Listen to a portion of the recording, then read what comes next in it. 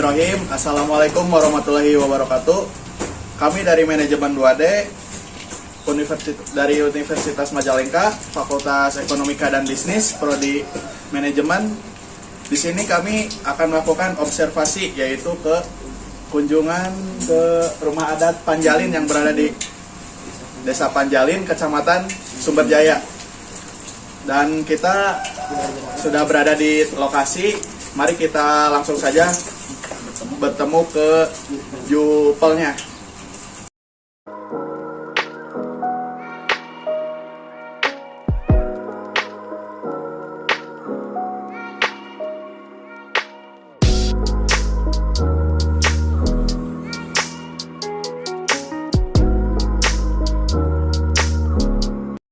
Baik, pada pagi ini saya sebelah kanan saya yaitu jupelnya dari rumah adat Panjalin dengan mulai memperkenalkan diri.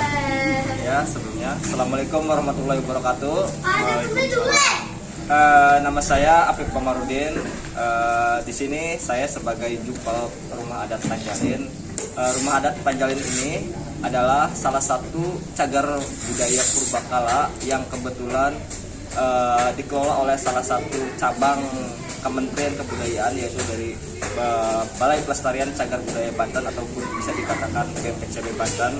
Jadi semua situs budaya purbakala yang berada di lokasi Provinsi Jawa Barat, DKI Jakarta, Provinsi Lampung, dan Provinsi Banten berpusat ataupun bernaung di BPCB Banten. Begitu pula cagar budaya yang lainnya, ada beberapa cabang-cabang seperti contoh yang dari Jawa Tengah, yaitu cabangnya yaitu Jawa Timur, Jawa Tengah, Bali, dan Madura. Nah, kebetulan saya di sini sebagai jupel ataupun juru pelihara rumah adat akan memandu adik-adik di sini untuk melakukan observasi penelitian tentang meteorologi Islam ataupun yang lainnya. Mari kita ke dalam.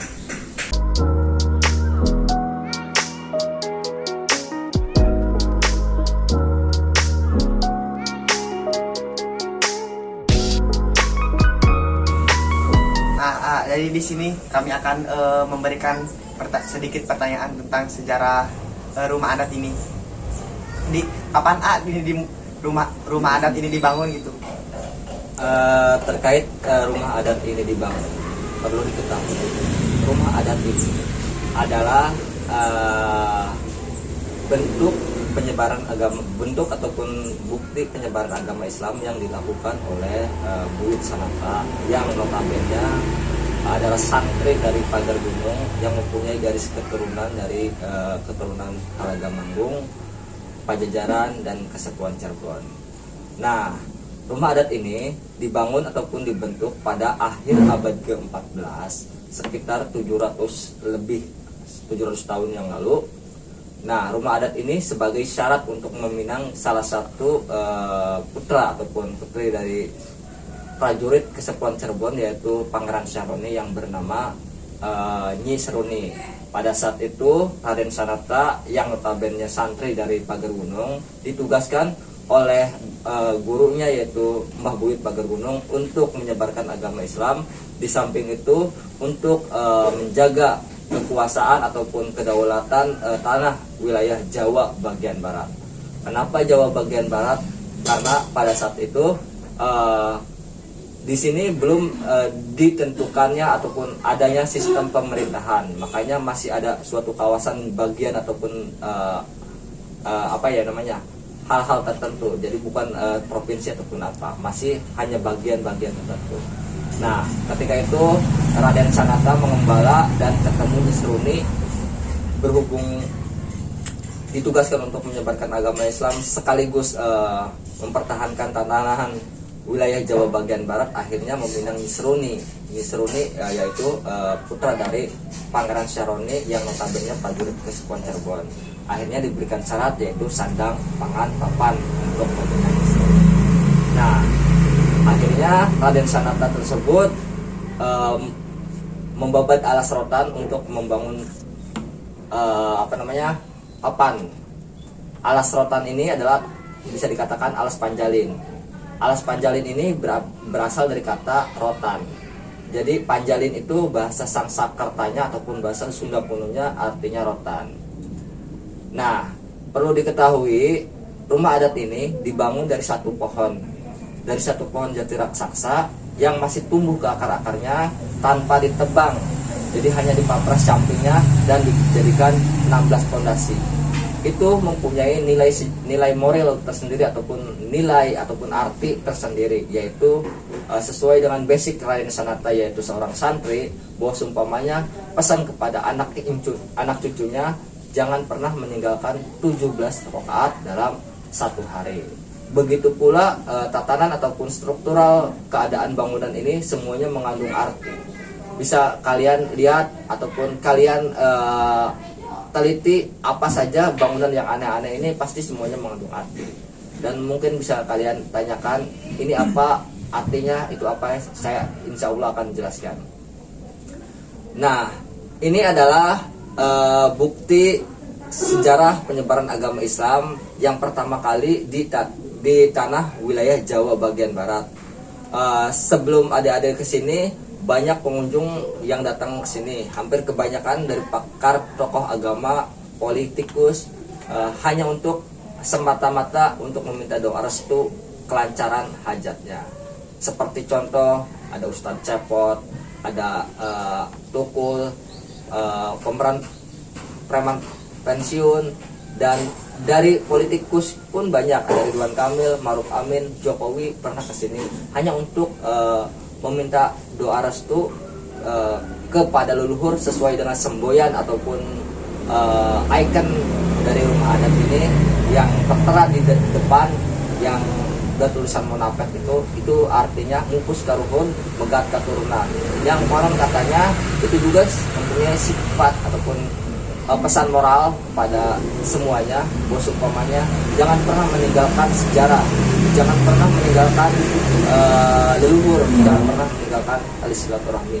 Karena kita lahir ke dunia ini bukan karena tiba-tiba, bukan karena ujuk-ujuk, karena pasti ada perantara ataupun leluhurnya. Maka dari itu kita harus menghormati sejauh mana leluhur kita sampai mengembangkan peradaban manusia sampai saat ini.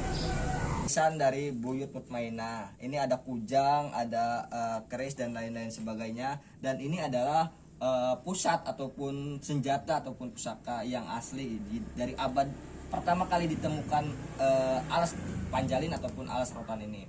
Ini adalah busur panah. Busur panah ini dimiliki oleh dimiliki oleh Prabu Siliwangi kedua, yang pada saat itu sengaja, kalau bahasa sekarang sih sidak, mungkin sidak itu aksi mendadak, turun ke lapangan untuk memberhentikan ataupun mengawasi mungkin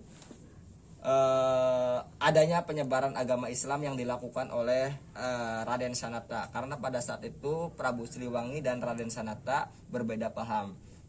Prabu Siliwangi menganut paham Sunda Wiwitan dan Raden Sanata menganut ajaran Islam. Makanya pada saat itu kebetulan tatanan Jawa bagian barat itu dikuasai ataupun dikomandai oleh Prabu Siliwangi ataupun kerajaan Pajajaran. Akhirnya Prabu Siliwangi turun ke sini dan untuk memberhentikan Raden Sanata menyebarkan agama Islam. Ini adalah pusaka yang dimiliki oleh Prabu Siliwangi, yaitu busur panah. Busur panah ini dilontangkan ke arah bagian utara, yang katanya anak panah tersebut ditemukan di suatu tanah yang gambus, yang gersang, yang tidak produktif, dan akhirnya tanah tersebut ketika anak panah tersebut ditemukan di sana sekarang menjadi produktif, subur, dan mengandung banyak air. Nah, mari kita lihat ke sana. Peninggalan dari mungkin era zaman mulai memasuki tradisional. Kalau dulu masih primitif, ini era tradisional. Mulai adanya suatu tatanan rumah tangga, adanya piring dan lain-lain sebagainya. Dan ini miniatur rumah adat. Miniatur rumah adat ini adalah miniatur yang kami buat pada tahun 2014, yang pada saat itu adanya program mengembangkan potensi desa. Alhamdulillah Desa Panjalin menjadi juara 2 Provinsi Jawa Barat untuk mengupkan ataupun bahasanya ini sih mempublikasikan potensi-potensi yang ada di desanya masing-masing, dan alhamdulillah Desa Panjalin menjadi juara kedua tingkat provinsi. Dan ada beberapa benda yang mungkin bisa dikatakan sakral di sini. Mari kita lihat di sini. Ini adalah kayu kemimang. Kayu kemimang ini, tahu nggak kayu kemimang itu apa? Akar kemimang ini. Iya, akar. Akar kemimang ini akar yang tidak ada ujungnya. Sama seperti angka 8 ataupun angka 0, tidak ada ujungnya. Jadi saling menyambung. Menyambung gitu ya? Iya, saling menyambung. Konon katanya akar ini dahulu kala sebagai penghasut kepada penjajahan dari Walanda yang ingin menguasai tanah wilayah Jawa bagian barat, yang akhirnya para prajurit Belanda mati kelaparan karena tidak bisa kembali lagi dari alas rotan ini. Dan konon katanya kesininya dijadikan dalam tanda kutip ya sebagai bahan pesugihan. Nah, ini adalah akar kemimang yang mungkin ya percaya tidak percaya ya ini mempunyai khasiat tersendiri. Bahkan banyak warga sekitar ataupun dari luar ingin dalam arti melakukan suatu hal yang tidak selayaknya dilakukan ya dengan menggunakan ataupun melakukan ritual di sini dengan zikir di depannya ini. Ini ada anak panah. Di sana busur panahnya. Ini adalah anak panah. Ini bukan tombak. Ini adalah anak panah. Anak panah yang dimiliki oleh Prabu Siliwangi. Anak panah ini dulunya kecil, cuma ketika sudah dilontangkan membesar. Anak panah ini yang tadi dilontangkan ke arah utara, yang sekarang ditemukan di utara, yang sekarang dinamakan Blok Lontang Jaya karena dilontangkannya anak panah ini.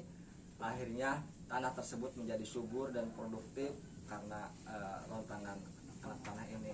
Dan benda-benda yang lainnya seperti ini adalah tombak. Ini adalah cara bertahan hidup ataupun karena pada saat itu masih zaman berburu seperti itu.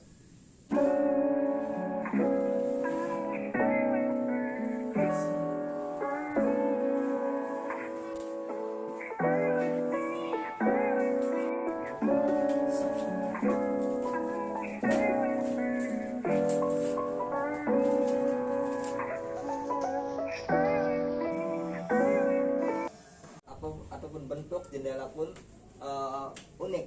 Ada beberapa yang ukurannya besar, ada yang kecil, ada yang besar hanya 2 dan yang kecil 3 seperti itu.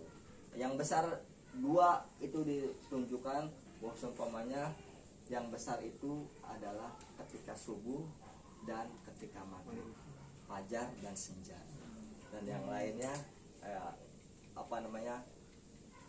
yang isya dan zuhur dan asyar seperti itu. Ini semuanya dahulu kala semua berhubung. Ini adalah alas Panjalin. Alas Panjalin itu adalah alas rotan. Ini dahulu kala semuanya dari alam, semuanya dari rotan, dan hanya segelintir dari jati, dan atapnya dari injuk ataupun serabutan. Jadi dahulu kala dinding ini bukan dari bambu tapi dari anyaman rotan yang diulit dan dijadikan dinding seperti itu. Bentuk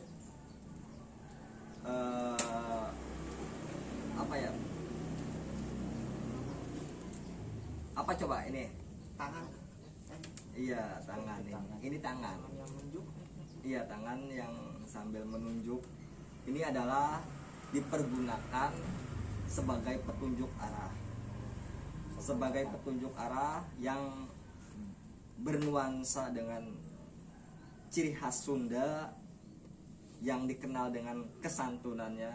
Ini digunakan untuk petunjuk arah karena dengan basic Raden Sanata seorang santri, akhirnya Raden Sanata sengaja membuat petunjuk arah ini guna menentukan arah kiblat itu di mana, seperti itu. Cuma kami menemukannya 3 karena yang satunya sudah hangus ditimpa air dan hujan, seperti itu.